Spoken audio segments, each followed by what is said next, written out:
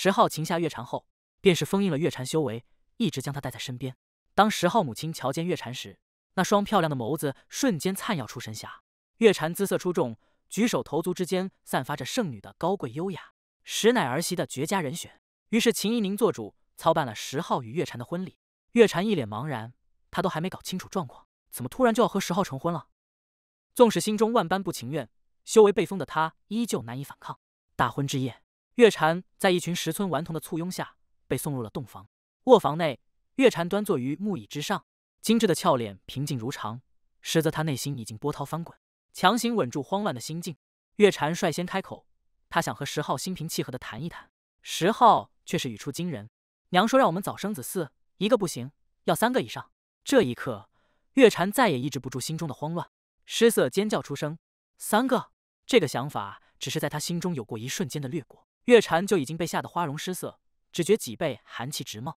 旋即，他紧闭漂亮的眸子，用力地摇了摇头，想要甩开这可怕的念头。石浩丝毫不为所动，摆出一副为难的模样，故作挣扎道：“那就2个吧，我自己做主，真的不能再少了。”闻言，月蝉差点被熊孩子的一句话气昏了过去。无暇的额头上微微有青筋跳动的迹象，如若不是修为被封印，这一秒他直接就和石浩拼命了。秀雅的黛眉缓缓舒展，月蝉深呼了一口气：“只要你将魔女也捉来，我便承认今日的婚礼。”他卸下曾经的高傲，退却了一步。石浩哑然，他没想到月蝉对魔女的敌对达到了这般地步。就算月蝉如今成了俘虏，也想着将魔女一同拉下水。只是石浩并没有擒拿魔女的意思，他现在的心思全部都在月蝉身上。在月蝉无比紧张的目光注视下，石浩缓步靠近月蝉，不等他闪避，石浩一把拦住月蝉软腻的蛮腰，将她拥入了怀中。月蝉惊得花枝乱颤，慌乱地拍打石浩的胸膛，绝美的脸颊刻满了羞怒。从小到大，他还从未有过如此失态的模样。石浩望着近在咫尺的绝美脸颊，嗅到月蝉兰花般的体香，感受到指尖传来的软腻触感。一时间，石浩有些恍惚，身子忍不住凑上前，吻住了月蝉鲜艳的红唇。月蝉内心惧骇，还没来得及开口驳斥，她的单唇却是被堵得个结实。一时间，石浩自觉月蝉唇齿软滑无比，感觉无比美妙。鬼使神差之下，他竟然对着月蝉嘴唇咬了一口。月蝉又惊又怒，美眸睁得老大，难以置信望着石浩，双臂加大了拍打的力度。只是他此刻力量被封，奈何他用尽了全身气力，也无异于帮石浩挠痒痒。就在石浩沉浸在这美妙的氛围时，一股凛冽的杀气朝着石国皇宫急速靠近。石浩当下脸色巨变，松开了怀中的月蝉，神识探索而出，锁定着急速靠近的敌人。摆脱了石浩束缚的月蝉，脸上羞怒被惊慌所取代。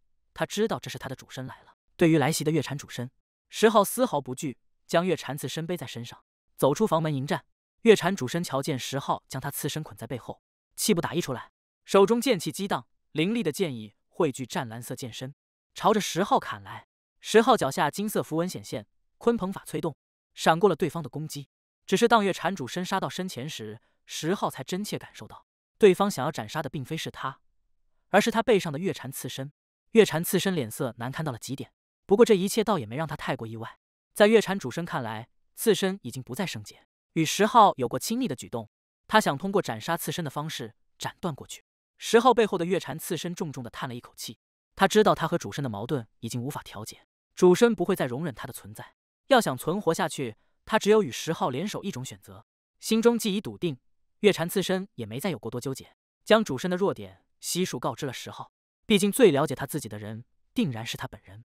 在月蝉刺身的指导下，石浩愈战愈勇，交手数百招，他隐隐占据了场上的优势。在月蝉主神凝重的目光中，石浩周身绿霞绽放，一股滔天剑意化作了一株草。石浩施展了草字剑诀，一道剑气洞穿了月蝉主身的藕臂，宝血长流。月蝉主身气急，他已经有很长时间没有受过伤了，未曾想到一位下界的土著竟然让他受创。修长的美眸中划过一道凶狠。这一刻，他同时施展了真龙、真皇2种十凶宝术。虽然2种功法有所残缺，融合在一起的威力还是大得吓人。与他交手过的同境界天骄，还从未有人能在他这招中存活。感受到排山倒海般的气息盖压而来，石浩也深知月蝉主身这一招非同小可，于是他也动用了现阶段最强底牌至尊骨。石浩依靠至尊骨的轮回术，强行改变了月蝉主身的年龄，让她成了一位稚嫩可爱的小女孩。随着年龄的轮回，月蝉主身力量同样巨减，根本无法与10号抗衡。最终，月蝉主身以1滴凤凰真血为代价，强行逃脱了这方空间。